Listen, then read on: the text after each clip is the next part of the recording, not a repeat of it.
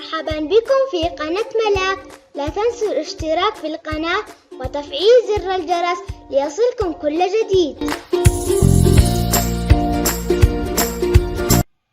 نضيف قليل من الزيت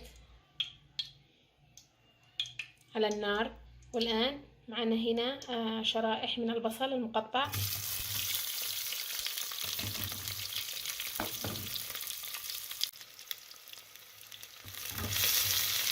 يتم التحريك بشكل جيد حتى يذبل معنا البصل.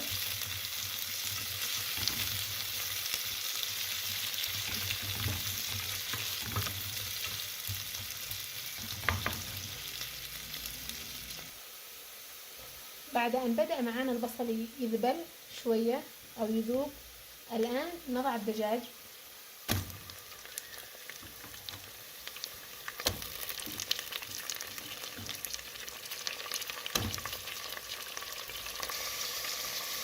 ونضع الملح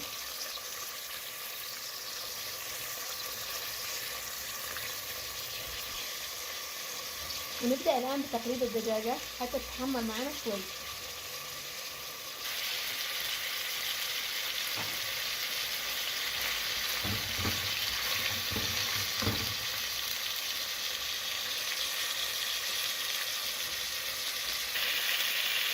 نضيف أيضا مكعب ماجي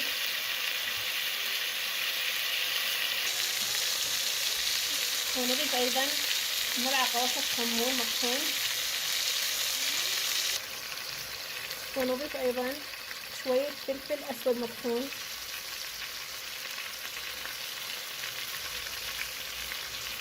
ونبدأ بالتحريك أو التقليب. هنا معانا ألاحظ أن الدجاجة حمرت ودخلت بين البصل شوية البهارات اللي عملناها، الكمون والفلفل. الآن هنا أنا طحنت ثوم، الثوم حسب الرغبة. شوفوا كل ما كتر الثوم في الأكل كل ما طلعت نكهة الأكل لذيذة، حسب ما يعجبكم. هنا عملت أنا حوالي 7 فصوص ثوم كبار، وعملت معاها 3 فصوص خيل ودقيتهم مع بعض أو طحنتهم مع بعض.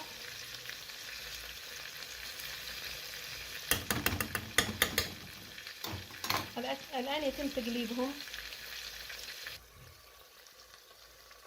وأحط كمان عليهم نص ملعقة بسداس حبشي مطحون.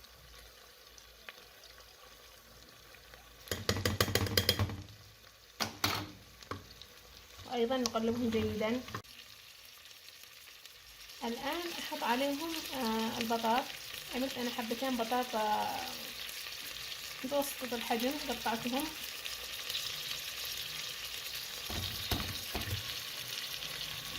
وأحط عليهم شوية موية،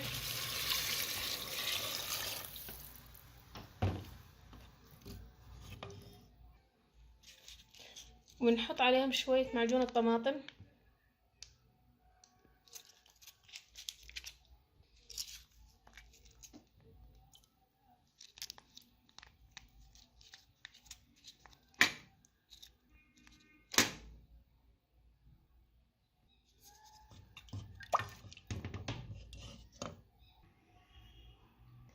الآن نحاول انه اول ما يبدأ يغلي نضغطهم بالضغاطة على نار وسط الى ان ينضج لمدة 10 دقائق.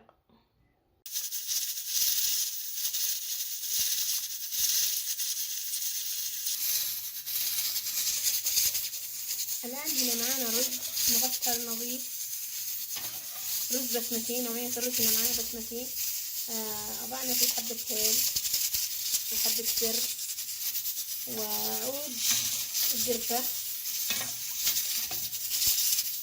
أضفنا أيضا عود قرفة. الآن أضع على النار لمدة 10 دقائق. هذا هي القرفة. وأضعنا ماء.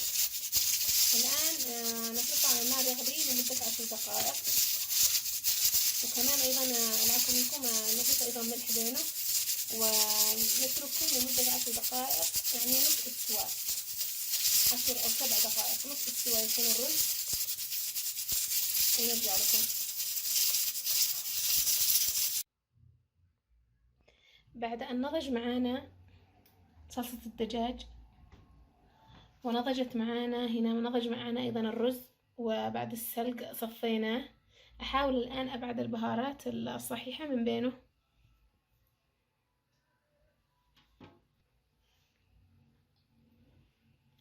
الآن أصب الرز فوق مقلوبة الدجاج هذه من غير أي تحريك، أصبه فوقها. بعد أن سوينا الرز